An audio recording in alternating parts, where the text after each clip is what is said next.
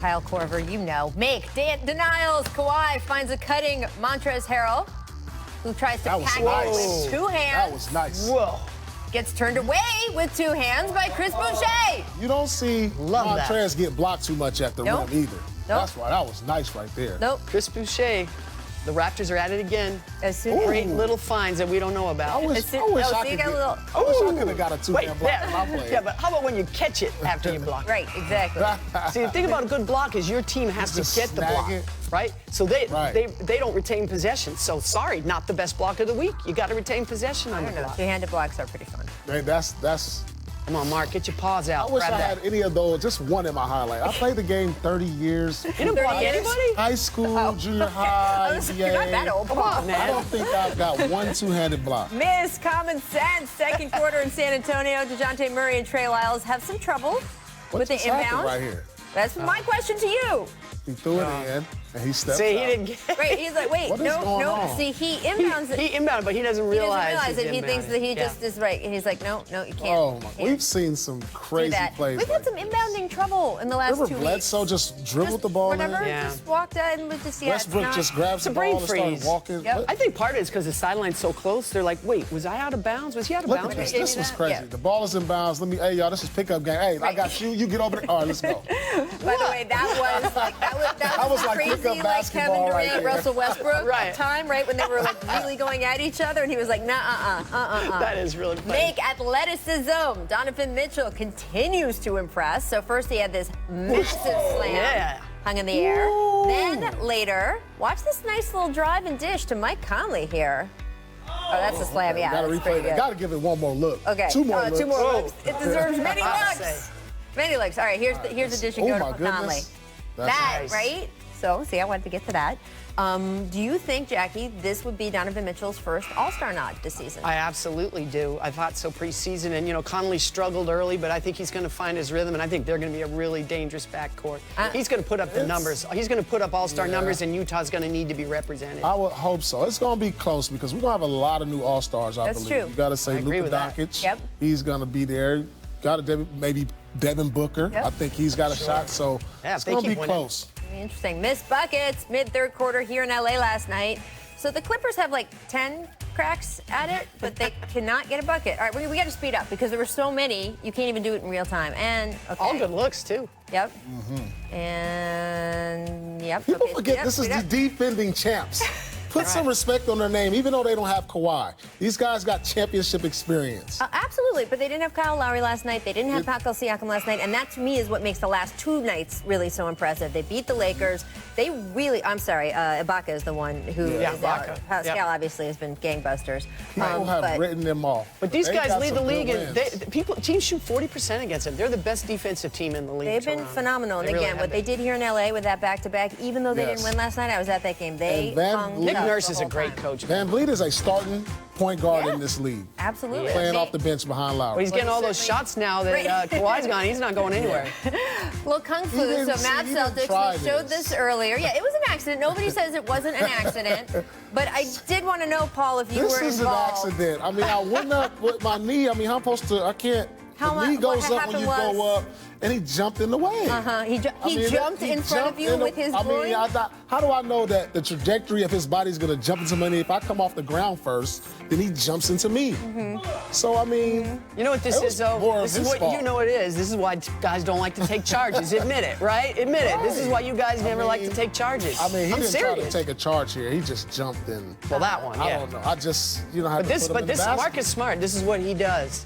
He takes charges. Yeah, he takes charges. And sometimes he doesn't even have any contact, but it looks like he did. He's like the best at that. He is certainly the best at that. There's no question about that. Let's get back to the Clippers because they won their 7th game last night by, in fact, beating the Raptors. It was a little bit of a weird stat line for Kawhi Leonard, right? He shot 2 for 11. He only had 12 points. He committed 9 turnovers. But on the other hand, he was only an assist shy of a triple-double. You could tell at the end, by the way, they were trying to get him. That didn't happen. I wouldn't say that anyone has the blueprint for guarding one of the top 2 or 3 players in the league. But have they at least shown the Raptors, because they know him so well, Jackie, how you defend against Kawhi? Yeah, in fact, Nick Nurse talked about it the day before. We're gonna, if they're gonna beat us, we're gonna try to make sure it isn't Kawhi. They threw a lot of bodies at him. They, from what I remember them telling me, you want to have Kawhi put the ball on the floor, and they did that a lot in this game. And when he put the ball on the floor, they stripped him. Nick Nurse is just so underrated as a coach, and they did win the championship last year, and he had a lot to do with that. And of course, Kawhi had more to do with it, but. Their schemes are good. Their schemes are good. They're a great defensive team, but Siakam is a great defender also. He is incredible. And he has a chance to watch this guy all year long. I always said that about players when they went to other teams that I practiced with, and I had to guard them, like Antoine Walker, for instance. I was like, I know all his moves. Right. Like, I know exactly his tendencies, what he's going to do. So when he came back, I'll lock him up. I knew it. I knew everything he would do, and that's the same thing the Raptors seen it every single day. Especially because he was shooting threes the other end. I mean, to your point about Nick Nurse, he didn't get the job because they were sort of, floundering around for a coach. He got the job because Masai Ujiri had so much confidence in him. Right. He moved a very good Coach of the Year award winner out of that job because he thought Nick Nurse so badly needed a shot. And he obviously proved himself winning that championship. And then with this team, which is an entirely different kind of challenge. It is. Especially they were thin to begin with, and now with, of course, Serge and Kyle Lowry out for those are two big guys to lose. Yes. Right, so we'll see how they go there. You talked about Kawhi, though. Here's what you do against Kawhi Leonard. That is going to be a lot harder when Paul George comes back. Adrian Wojnarowski reporting Paul George expected to make his season debut this week, either Wednesday or Thursday. They've got a back-to-back with Paul George leaning toward the latter game on Thursday. But Kawhi has not been playing back-to-backs, and it doesn't look like he's going to. So do you think that PG should debut with Kawhi so that they're together, or pick the day that Kawhi is not on the floor? Well, I think it doesn't matter either way, but if you pick the day when he's not on the floor, it allows Paul to be the number one option. Therefore, you can try to highlight him, start trying to get him in more of a rhythm because he's been out so long. And then when you bring Kawhi back, so I'll mix it up throughout the first 15, 20 games until Paul George gets a rhythm. Once I see he's starting getting his legs under him, he's hitting a rhythm, then I'll start playing them together more. Because what's important is having them both down the stretch. If you can have them both down the stretch for, like you say, your last 20, 25 games playing together, they'll be fine. Yeah, but the flip side of that would be that if you come back and Kawhi's on the floor with you, he knows how to make things easier for you. Because he's been out, he was out all last year too. He understands what it takes and where you need the ball and how you can get movement going for him. I would say this. If I'm Paul George, I don't really care what Kawhi Leonard's doing. I'm not even kidding. I mean, this is to a point, right? If Kawhi Leonard has a persistent injury issue, then we just need to know that. Because if he's healthy, the league sort of told everybody that last week. Right after the controversy back and forth with Doc, the league's press release said a patella tendon issue. Right. So if that's the case, let's just call it what it is and don't put Doc Rivers and everybody else in the position or the league in the position they've been put in. So if I'm Paul George, I'm just going to worry about playing. Yeah. And I'm not going to worry about who's playing, who isn't playing. I got to worry about me coming back and taking care of my team and helping my team. I agree, although they target games for certain guys to come back. If the Phoenix Suns for a long time. Everybody was coming back against the Phoenix Suns.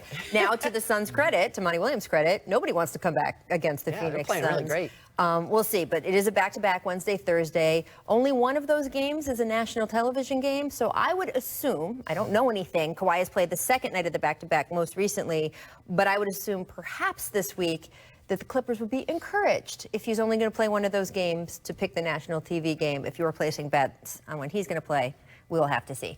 Coming up, let's talk about Tony Parker, because it's always fun to get to talk about Tony Parker. We don't get to do it enough anymore. Spurs retired stars jersey got us thinking, where do San Antonio's big three rank among the all-time trios? We're going to talk about that next, so get your scratch pads out.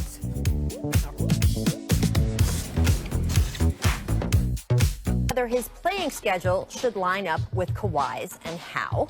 First, though, if you're a Celtics fan, I can understand not quite knowing how to feel last night. There was the winning, which, is nice. Boston beat Dallas for the Celtics' 8th W in a row. It was gritty and fun, and if you squinted just hard enough while it was happening, you could see the future as Jason Tatum, Jaylen Brown, Luka Doncic, and Kristaps Porzingis, all age 24 or younger, monopolized the floor. So, winning. Winning is good. But also there was the news about Gordon Hayward. Less good. Hayward underwent surgery on the hand he broke over the weekend, and during last night's game, the team announced he won't be back until around Christmas. That is a huge blow for the Celtics, who've been getting about 20 points a night from him, and a huge blow for Hayward, who just dropped 39 in a game last week. That was a career high. He'd been averaging 7 rebounds a game, also a career high. At least the break happened in his non-shooting hand, and also at least now we can bring back, yep, you knew it was coming, Haywatch. Oh, dear. Yeah. So, hey, there's a silver lining in everything. Anyway, back to the winning. This early streak from Boston, it's not a shock, right? We've talked plenty on this show about how in a season where so many teams had switched out personnel, the 4 Celtics players who participated in Team USA this summer would get a jump on the rest of the league on learning how to play together. Still, even if you predicted Boston would get off to a strong start, you had to hedge that guys like Brown and Tatum could shake off what happened last season, and indeed, for the most part, they have. Brown erupted for 30 points over the weekend.